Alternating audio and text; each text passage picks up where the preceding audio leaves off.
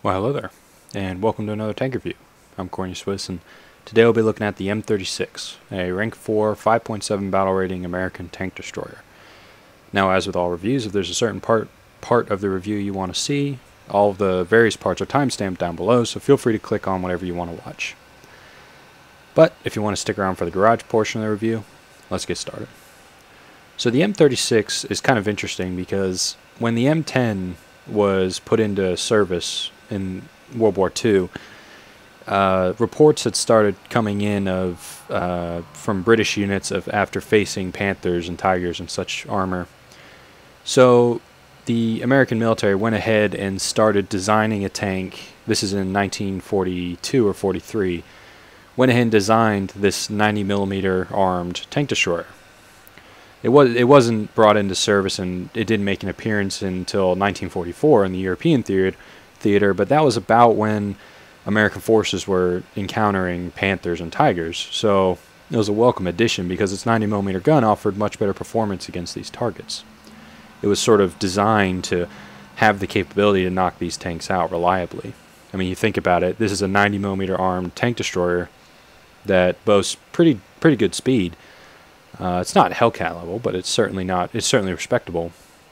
And it's facing large tanks with lower caliber guns. So in theory, it should be able to handle them pretty well. And according to the game, it certainly does. But let's talk about the tank as we have it in War Thunder. Like I said, rank 4, 5.7 battle rating, 30.8 tons. It's not much heavier than like a Sherman. However, this tank was built.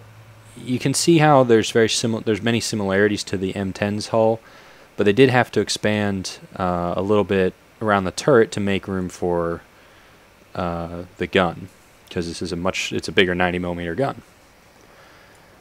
That 30.8 tons is propelled by a 500 horsepower engine at 2,600 RPM, giving it a max speed of 42 kilometers an hour.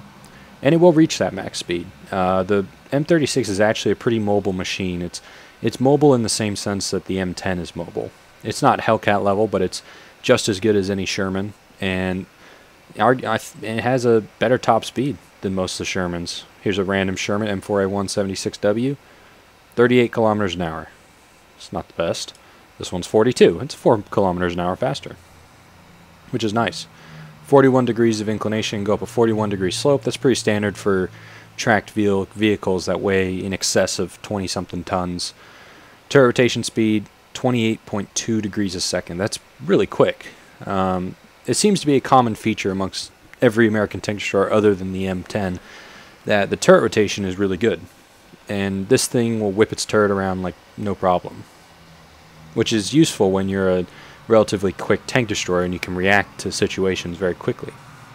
Vertical guidance, 10 degrees of gun depression, 20 degrees of elevation. Very standard for American tanks, especially the tank destroyers. 10 degrees of gun depression, like I've said in the past, it's not the best in the game, but it's pretty close, and it's certainly more than enough to see you through. 20 degrees of elevation, that's good enough. I mean, elevation is a stat where if you're going to skimp anywhere, you might as well skimp there, because it really doesn't affect the effective range of this gun, and yeah, having 20 degrees of elevation is perfectly fine. Now we come to the armor. Now, the running theme amongst American tank destroyers up until the including the M36 and below, is we're going to skimp a little on armor, put some armor in the front, but sides and rear, don't worry about it. They get shot in the sides and rear, they're probably toast anyway. So we're going to put a little bit of armor in the front, skip on the sides, and make it faster. So these things can wolf pack and work together as a team to destroy enemy targets. Because to armor them against like Tigers and Panthers is just too inefficient. It's too expensive. The tanks would be too heavy. We'd have to come up with a new engine. And it's just, honestly, it's too much. It's too expensive, and it doesn't fit the American model for how World War II was to be fought. I mean, logistically, this tank is much easier to replace than, a T-28 or a T-95, that's for sure. But on the front of the hull, you have 3 little armor zones. You have a 38.1mm armor zone here, you have a 50.8, and you have a 107.8 on the seam. Now, what does this mean? It means from the front, you really, I mean, this armor is sloped back at 56 degrees, but in theory it's only 60.9 millimeters of armor. Very easy to penetrate with German guns, Russian guns as well, especially at the 5.7 battle rating. 50.8 here, it's 74.8, still very much so within the realm of penetration. Down here, this is debatable, but most of the time they're not going to shoot you here. They're going to shoot you here, they're going to shoot you here. If they're shooting this seam, you're going to win because they're not shooting you in the right place.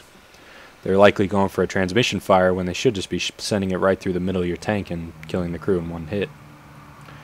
Now, front of the turret, you do have this nice big gun mantlet. Issue is it's 76.2 millimeters. That's not the best, and it is sloped back, but it only slopes back to about, on average, maybe 130 degrees at the top, and you know, it's 77.5 in the middle. On the seam, it's going to be very close to actual thickness, and then the armor behind it is 31.75 millimeters.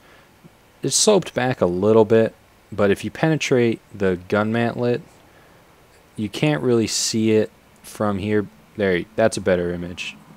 You can see that it basically doesn't cover anything behind the gun mantlet. So if you penetrate the gun mantlet, you penetrate the tank, right? It can be deceiving because the turret actually kind of comes back together right here. So this looks like armor from the front, but it isn't. So the front of the turret, you get troll bounces off this because they'll hit the top of it, or they'll catch it at a weird angle and it'll bounce, but most of the time, if you get hit in the front, it usually penetrates, like tigers and panthers and things like that will usually penetrate. But, you know, you're going to be used to that from playing like the M10 and the M18. The M10 less so because the guns shooting at it aren't as bad, but the M18 gets, when it gets hit, it gets busted up. M36 less so, but in the same boat to some degree. It's certainly not going to sit there and just take hits like a Panzer 470, for example, or other tank destroyers with significant, well, with very heavily sloped armor that's actually somewhat thick. So from the sides, 19.05, you know, 5mm skirt right here. It's hull 25.4. Side of the turret 31.75, and on the back here it's 25.4. This is where ammo is stored, by the way, but we'll talk about that in the X-ray. Obviously, same on the other side. And the rear, 19.05, 19.05. What's all that mean? It means basically it's paper from the sides and rear, but most tanks are paper from the sides and the rear. But those values also mean that this tank doesn't really benefit from side scraping unless you can take advantage of bounce mechanics. And as far as I can tell, I haven't really been able to, because even if I angle like this, which is more than I'd want to, honestly, they can still penetrate your upper glacis. And they might be able to penetrate this even though the angle is pretty severe. Because even angled like this, 70 millimeters, you know, up close to the seam it's 60. Even on like a 60 degree angle, there's guns with that much penetration. So it's not the best. You can try it. I would experiment with it, but I haven't had a tremendous amount of success because usually they just shoot your upper glacis anyway and kill you. If they're going to kill you. So yeah, armor, you know, you'll get bounces, but it's not going to save you, that's for sure. Let's move to the X-ray. So a pretty standard American tank setup. You have your loader sitting over here, you have the gunner and commander sitting over here, ammo in the back of the turret, which honestly isn't really a problem because if they penetrate the front of your turret, these guys are getting toasted. The ammo really doesn't matter at that point because 3 of your 5 crew are dead, your gunner, your commander, and your loader, and that's pretty devastating. You got your driver up front, you got your machine gunner next to him, and transmission in between them. You know, the 100 millimeters of armor is right here, so transmission fires actually shouldn't be a huge problem, but they can be. Especially if you're going down a hill like this, and someone shoots down into this part. That will cause issues. Fuel tanks are in the back, engines in the back, radiators in the back, all good stuff. Ammo in the side of the tank right below the center line of the turret. That's very common for American tanks, and most tanks have ammo in this area because it's ease of access for the crew so they can reload the gun. And this tank really is about the gun. You know, very standard X-ray, but the gun is less standard. Whip up the thing here. Alright, so when you first get this tank, you have the T-33 shot loaded in. 11 kilogram shell, 822 meters per second muzzle velocity, 189 millimeters penetration at 10 meters at a 0 angle of attack, 163 at 500 meters, 115 at 1500, and 96 at 2000 meters. This shell is perfectly adequate in terms of penetration. Side of a Tiger, you'll penetrate that out past 2,000 meters. Front of the Tiger, you'll penetrate it out past 1,500 meters, somewhat reliably. The shell is not the issue, it's more so the damaging effect. You know, and the muzzle velocity is pretty good, 822 meters per second, that's pretty good. It's a damaging effect. It's just a AP shell, you know, pure solid shell. You know, it fragments, but it doesn't fragment a lot. You know, it certainly does less damage than a high explosive AP shell, which is the first ammo choice you unlock after that shell. The M82 shot, which is a armor piercing shell, but it has this explosive damage effect.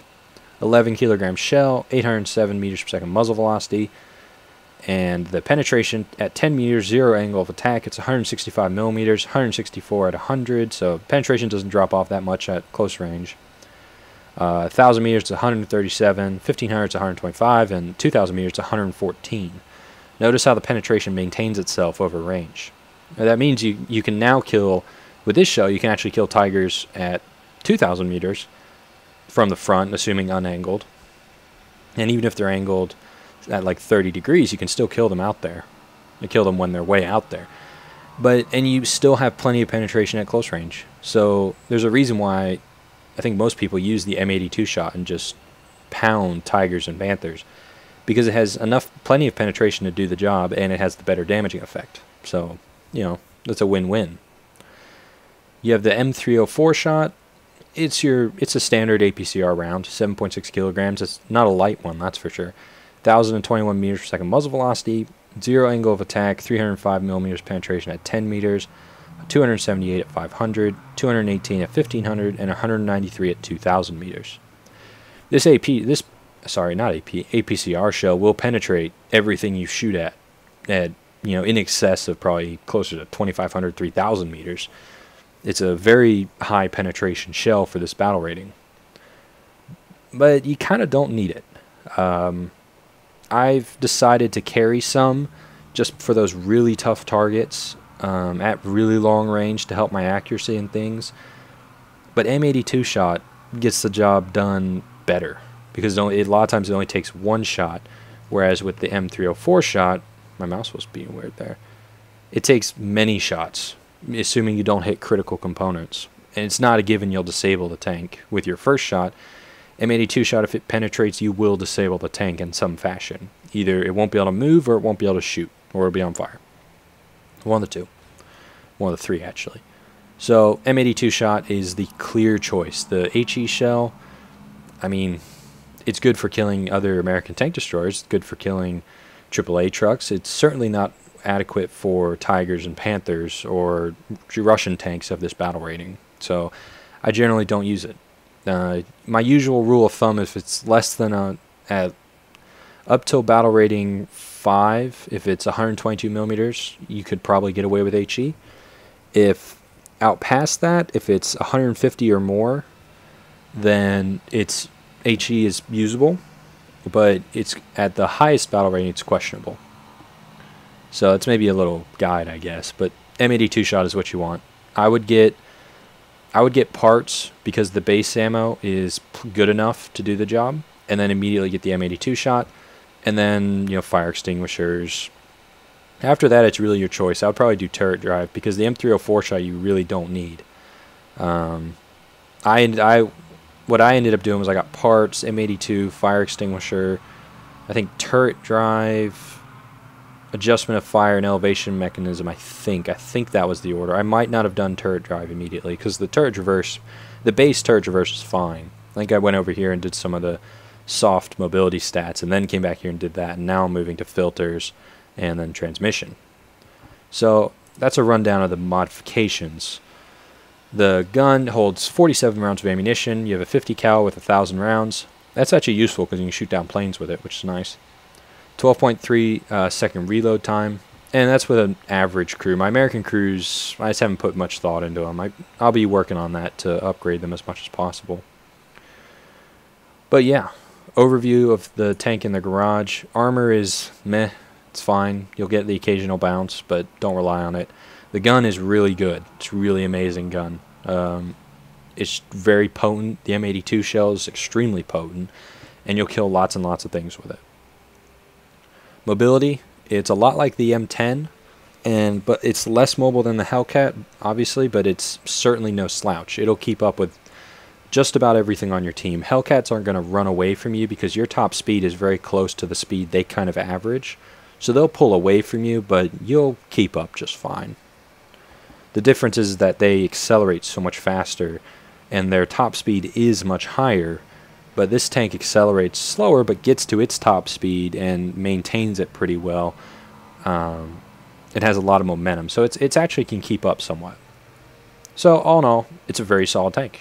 But let's see what the replays have to say, shall we? So here we are in a realistic battle on Mazdak. And this game was fun, but I won't spoil how it plays out. Now, this is a domination game mode, obviously, and the way I've decided to approach this is I want to take A and then sweep down. Go from A to C and then to B if it's so required, but I really don't want to go that far down because the ground between C and B is much rougher in a sense. It's like you can see on the map there's like, it just looks worse. The ground around A is relatively flat, the ground to C is relatively flat, but from C to B it's iffy, and we only need to hold 2 of these. Right, so holding the 2 on the best ground is easier. Now an M3 half track has already gotten up in there, and I take a hit, but notice how I get set on fire, but I don't immediately put out the fire. The reason is that the crew stopped doing everything to put out the fire. It means I can't drive. It means I can't go forward, so I need to get down into cover and then extinguish the fire, and that's exactly what I did. But now I'm ready to fight again. So I saw where the shot came in. It came in from about 5 degrees off to my left. And just taking a peek. Oh, there's someone. It looks like a T-34. Yep, T-34-85. He got it good right there. That's just the power of this 90mm gun with these shells. It's extremely potent. Waiting for the reload. The guy who shot me is over there somewhere. I think, is that him? Yeah. There you go, another T-34-85. Hit the front of his turret, but the shell bounced into his into the top of his tank and knocked him out just fine. Take another hit. It looks like it bounced off the upper part of my gun mantlet. Take a speculative shot. I was going for maybe a cupola hit, which could penetrate and kill the tank, but man, it was wishful thinking. A snapshot like that is rarely very accurate. But he's in all kinds of hurt. We have all kinds of tanks just bearing down on him. And looking at the map, you can tell we've captured A, we've captured C, we have tanks in and around DB, but you know, they're kind of far away. One tank is making a push on the cap, but the other 2 are flanking, so B is not going to be somewhere I try and contest. I want to hold A and work to maintain our hold on C. So coming up over here, the goal is I want to knock out this 3485 because he's kind of dangerous. Get a nice hit into the side of his turret, just the front really, but it does damage him sufficient to make him a very easy target now. Put some machine gun fire into him just because why not.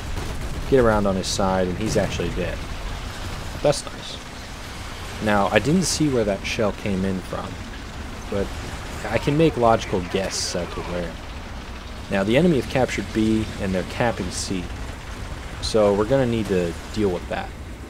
Just scanning around, making sure I'm not going to be hit as I come over this ridge. But, you know, it's clear enough. It'd be better if, obviously, if, like, markers were up and stuff, but, well, it wouldn't be. I prefer this much better. I remember initially I wasn't too stoked about realistic mode like this, but I've grown accustomed to it, and I do like it a lot now that simulator's gone. RIP. Well, not completely, but you know what I mean. It's not the same. And realistic game mode is pretty fun. But the enemy have stopped capping C. It looks like the guy who was capping it has been killed, and that's an IL-2. Should definitely avoid being hit by him. But I can try and use my machine gun to cause him some problems. And I have shot down planes with the 50 cal on top of American tanks. It's actually pretty effective. But now we're capping C, so that's good for us. We have a couple guys heading towards their northernmost spawn from A, so hopefully they'll be able to hem them in and keep them from pushing out and taking A behind our backs. I'm just poking around over here looking for a target, making sure that this part is clear. There goes the IL-2. Trying to get some machine gun fire, and there goes another one. Managed to score a hit on him, a couple hits, but it's difficult to... It's very difficult to shoot down planes with, well, tank guns especially, but one machine gun, because you really have to kill the pilot or set it on fire or things like that. Now, I did spot some enemy tanks over here. I believe one of them's a KV-2, which would obviously be a very good kill, because he's certainly going to be an issue. Spraying this IL-2 with machine gun fire, trying to get some lucky hit on him. Got a hit. I couldn't tell if that was my main gun or my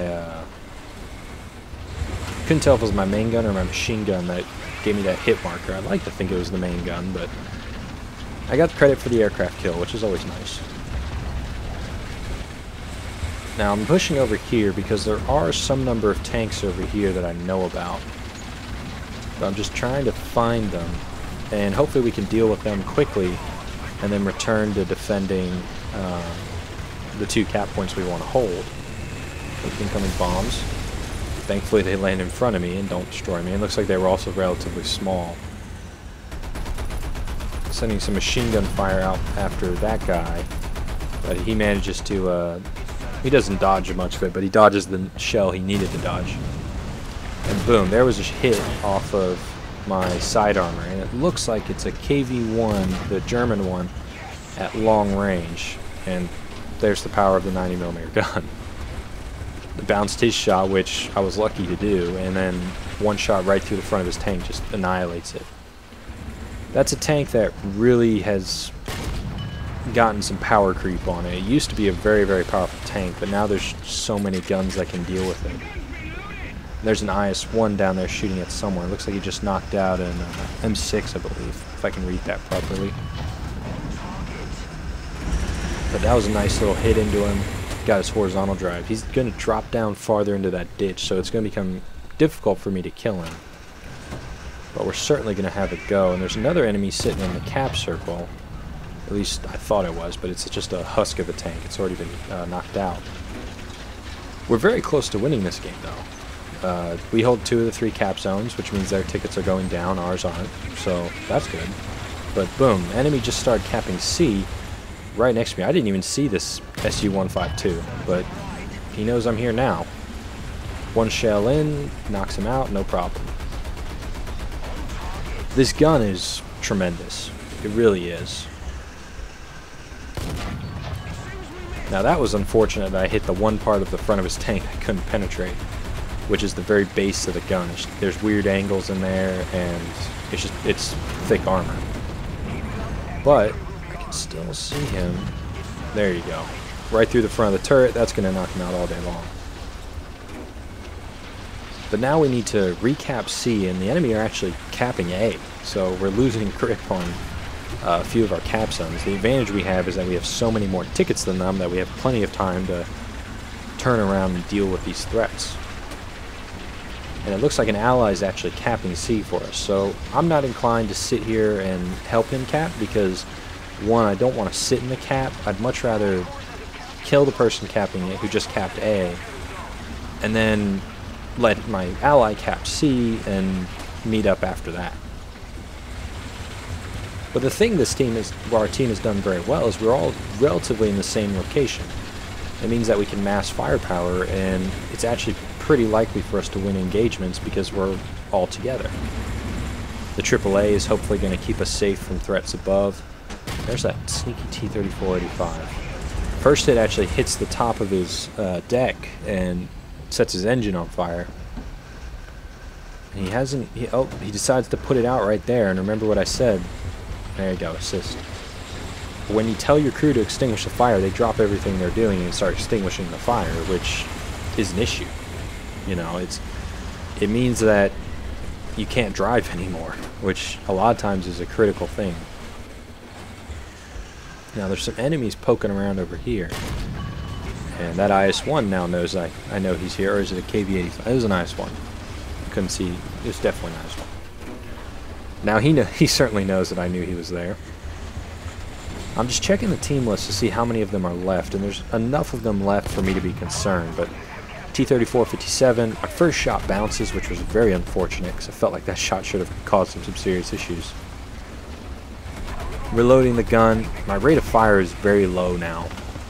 My loader has actually been killed, I believe. My next shot tracks him, which, unfortunate. Would have much rathered a killing blow. So we're getting the gun reloaded. So that was pretty fast. Why was the other one so slow? Send a shell right into the base of the turret. Knocks him out just fine. For a second I was worried that was an ally or an enemy tank, but no, it's the IS-1 I just knocked out. We're capping A. I'm gonna run in and try and cap C, but the tickets are running out. This game is over. You know, we won. And this was a game where at this ending bit I was just frantically looking around because the 34-57 actually, well, the IS-1 and the 34-57 actually surprised me quite a bit. Tried to get a last shot into that guy, but he was on the other side of the hill, so whatever. But it was a fun game, and it kind of displays the strength in the gun. The gun just massacres tanks. If you take the time to aim, you can just absolutely massacre people, and it's a lot of fun.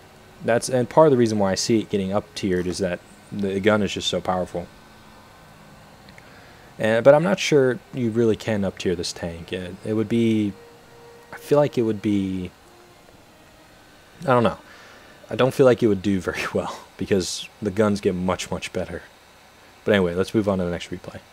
This is another realistic battle on, Ash River, Ash Valley, whichever one it is. Forgot already.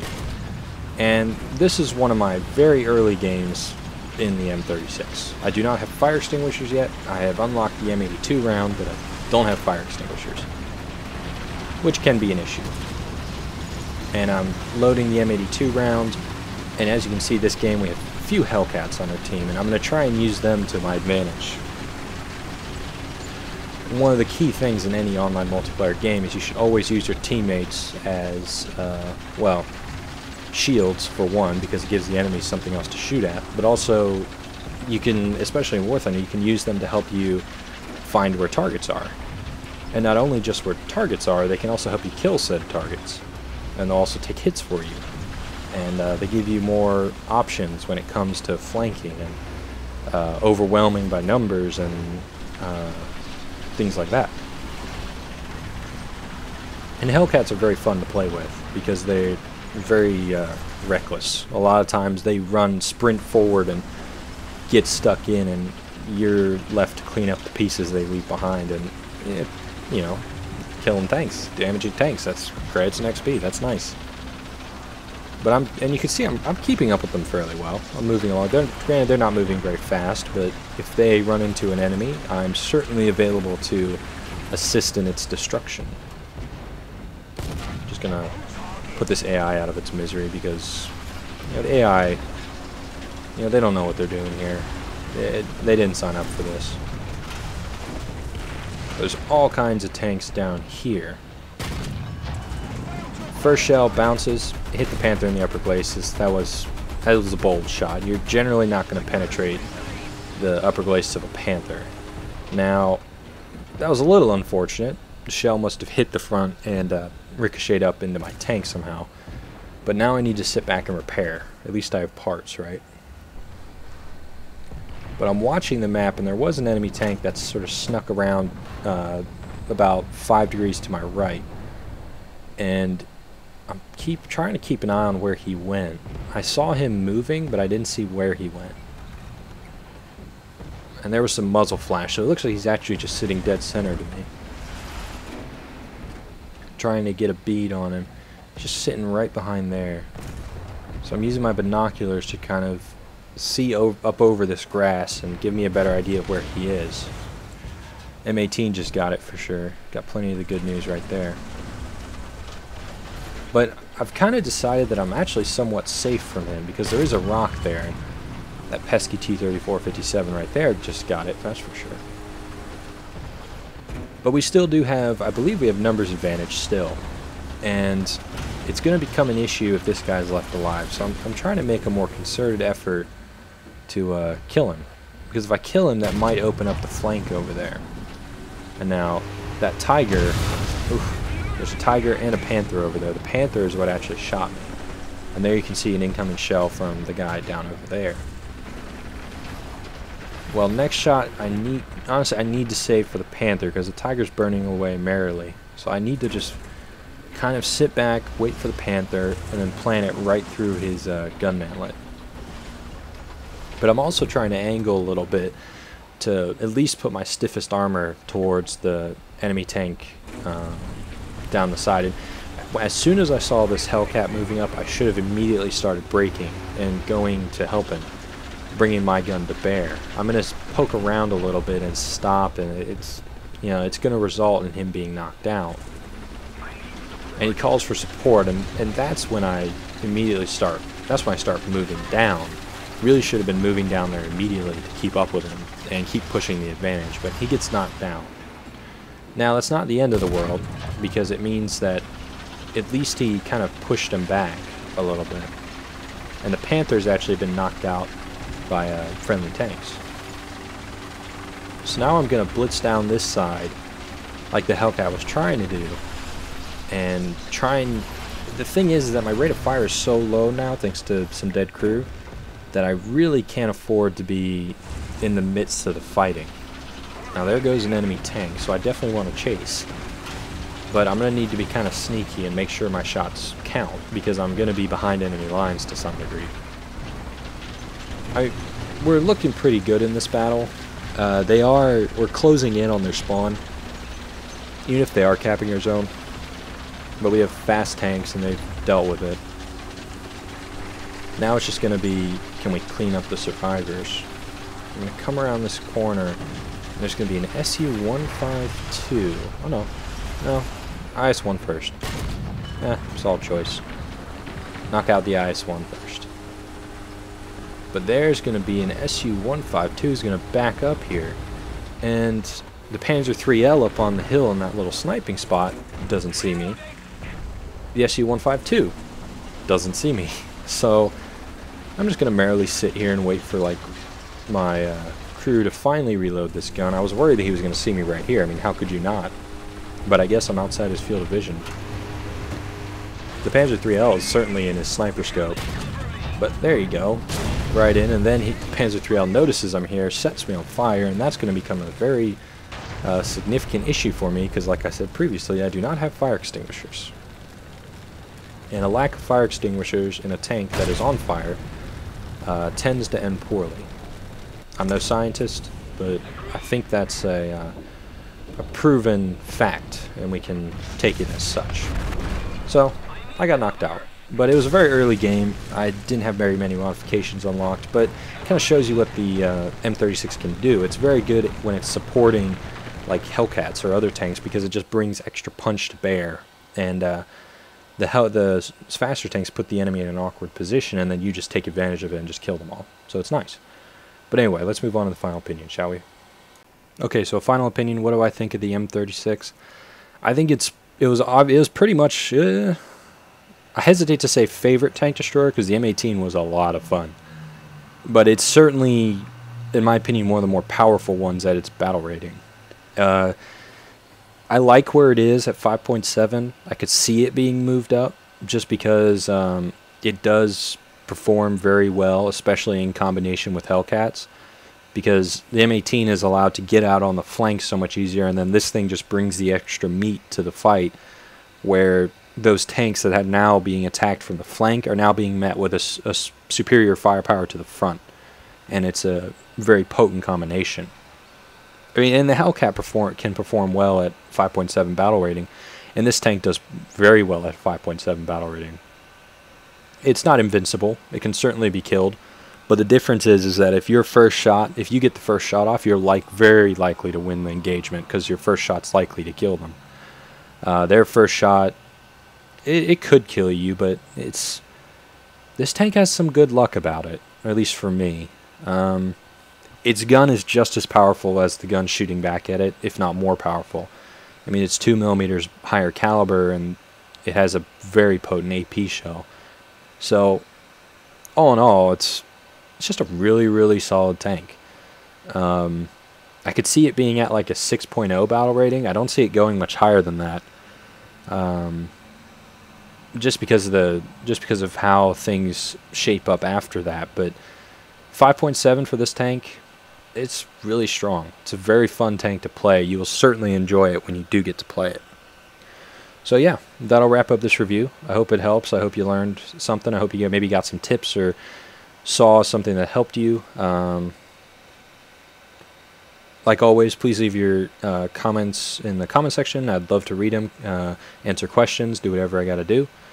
And yeah, thanks for watching. I've been Corny Swiss, and I'll see you next time.